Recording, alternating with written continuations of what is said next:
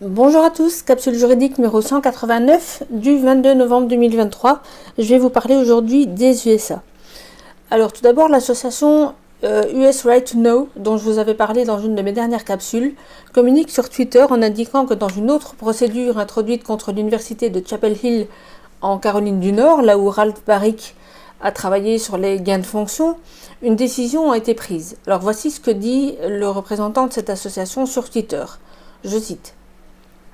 Dans notre affaire, sur base de la loi sur la liberté de l'information contre l'université de Chapel Hill, pour les dossiers de Ralph Baric possiblement liés à l'origine du Covid-19, la juge Alison Grine a ordonné la nomination d'un arbitre pour, cite-t-il, examiner les documents que l'université n'a pas divulgués et fournir un rapport à la Cour et les parties quant à savoir si les documents sont sujets à la divulgation en vertu de la loi sur les archives publiques ou protégées.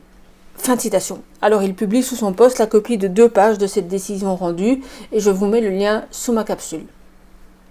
Aux USA toujours, Donald Trump introduit au nom de sa société de médias, à savoir donc Truth Social, une action pour attaquer une ribambelle de médias mainstream dont Reuters, Forbes, Newsweek, MSNBC, Daily Mail, etc., The Guardian notamment aussi, etc.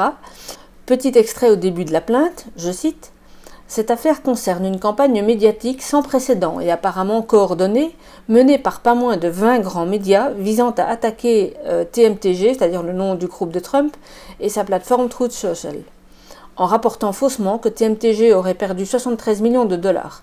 Ce chiffre était totalement faux. Chaque média poursuivi, en coordination apparente, a rapporté exactement le même chiffre erroné à environ 24 heures d'intervalle, chacun citant une déclaration publique de la SEC. Alors la SEC, c'est Securities and Exchange Commission, c'est-à-dire la régulation de la bourse, en un mot, dans laquelle la perte mystérieuse de 73 millions de dollars n'apparaît nulle part. Il s'agissait d'une action coordonnée visant à nuire à la réputation de TMTG, à dégrader sa situation financière, à geler son accès aux capitaux et à torpiller la fusion prévue avec le groupe Digital World Acquisition Corporation. Fin de citation. Et dans la plainte figure notamment un tableau de plusieurs pages reprenant média par média des extraits des déclarations précises qui leur sont reprochées et en effet très coordonnées qui étaient publiées. Un peu plus loin dans la plainte, on lit ceci. Je cite à nouveau. En raison de ces mensonges généralisés, TMTG a subi des dommages réels. Les investisseurs engagés et potentiels ont réagi négativement à la fausse nouvelle de la perte supposée de 73 millions de dollars par TMTG et la capacité de TMTG à lever des capitaux supplémentaires a été compromise. Les circonstances incroyables dans lesquelles les 20 défendeurs ont publié des articles presque identiques sembleraient presque miraculeuses s'il s'agissait d'une coïncidence. Au lieu de cela, ce concert de mensonges témoigne d'une attaque délibérée, malveillante et coordonnée contre TMTG et Truth Social. Fin de citation. TMTG estime donc qu'il s'agit de déclarations diffamatoires dans le but de créer un préjudice prévisible. Cette société réclame donc des dommages et intérêts compensatoires spéciaux et punitifs de 1,5 milliard de dollars. Elle demande aussi une interdiction de toute nouvelle publication ou republication des déclarations en question, le paiement des frais de justice de TMTG, honoraires d'avocat inclus, et surtout, elle demande que ce procès soit soumis à un jury.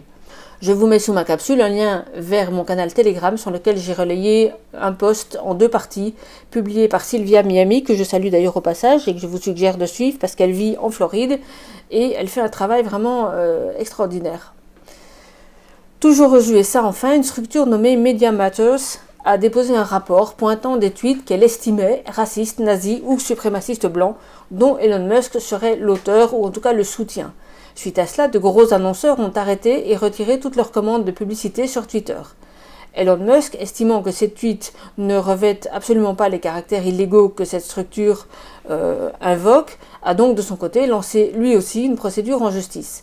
Je mets sous ma capsule un lien vers un article du site ADNM qui explique fort bien cette affaire, qui se penche aussi sur Media Matters pour savoir exactement qui c'est, de qui il s'agit, qui est derrière cette structure. Et je vous suggère vraiment d'aller lire ça éclairera la situation qui à première vue semble un peu complexe par le mécanisme qui a été mis en œuvre. Vous verrez, il y a des systèmes de retweets massifs, etc.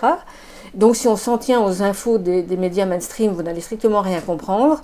Donc lisez cet article, c'est vraiment très intéressant et bravo aussi au passage à ADNM pour la qualité constante de leur travail de recherche. Pour terminer, une petite citation, spéciale dédicace à toute ma famille si peut-être un jour ils m'écoutent. Je cite.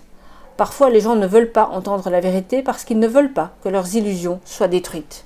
Fin de citation, et c'est une citation qu'on attribue à Nietzsche. Tenez bon, résistez et n'ayez pas peur quoi qu'on vous dise à la télévision ces jours-ci. À bientôt, au revoir.